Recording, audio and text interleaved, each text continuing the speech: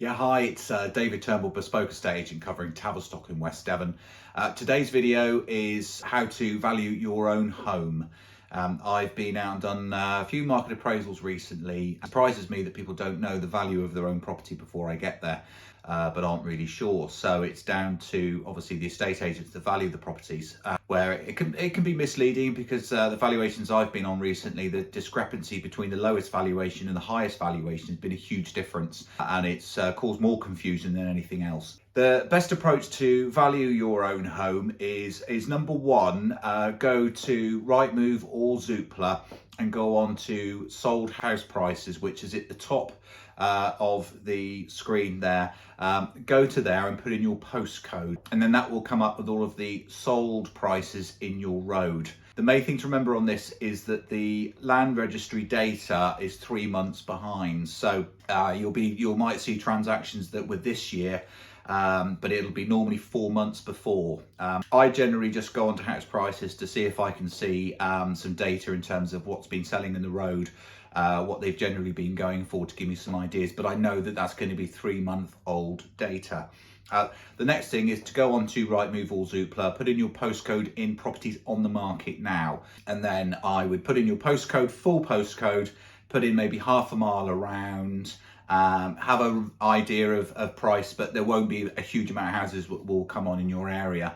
But what you can do then is check what's on the market, how much is on the market for. On this point, remember to tick the box to include properties sold subject to contract. If you don't, then properties sold won't come up.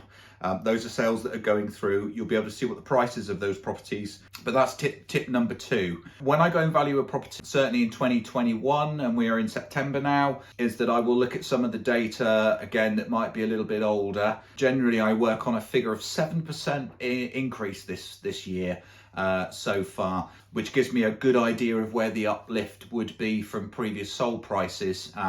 But also, if you look at properties that are currently on the market, you'll see an uplift there. But then you'll be able to see the abnormalities between there. You'll see some properties on the market for quite a bit more that are similar to yours, and you will see properties that obviously are on the market for about what you think it is from the sold market data. But 7% is what I work on. Tip number three is then sit down and work out where your property realistically sits in that market, and that will give you a very good idea the value of your property currently is.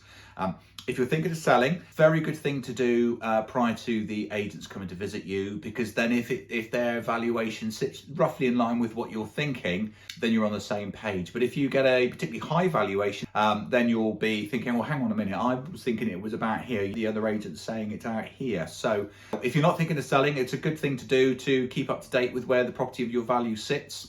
You might be surprised with some of the data of sold prices at the moment because of growth this year, but that's an important exercise. That's what I would generally do when I visit a property. I have lots of very clever software that I have also got access to, which does all of what I just mentioned automatically for me. What I've just explained is very similar to what I would normally do. Just a couple of things to mention. When a property is valued, or if you're thinking of selling and you're having estate agents around, there's basically two things that estate agents have got access to that you do not when it comes to the value of your own home. Is one, the estate agents have the buyers registered and the buyers' suitability for your property, and they know also the budget of the buyers that they have. That can have a big impact on the value of your home if you are selling. And the other thing is obviously they know what properties are selling for now. So anybody that's looking online will be getting data, again, 3 months old. Estate agents get and know, but they don't have data because they're actually dealing with sales of properties day in, day out. They're completely up to speed with the value of that house. That goes for rising markets, but it also goes for falling markets as well. That's something to bear in mind. That estate agents really are at the coalface, so they know exactly what's happening on a daily basis. So I hope that's been helpful. Thanks for watching, and I will see you soon.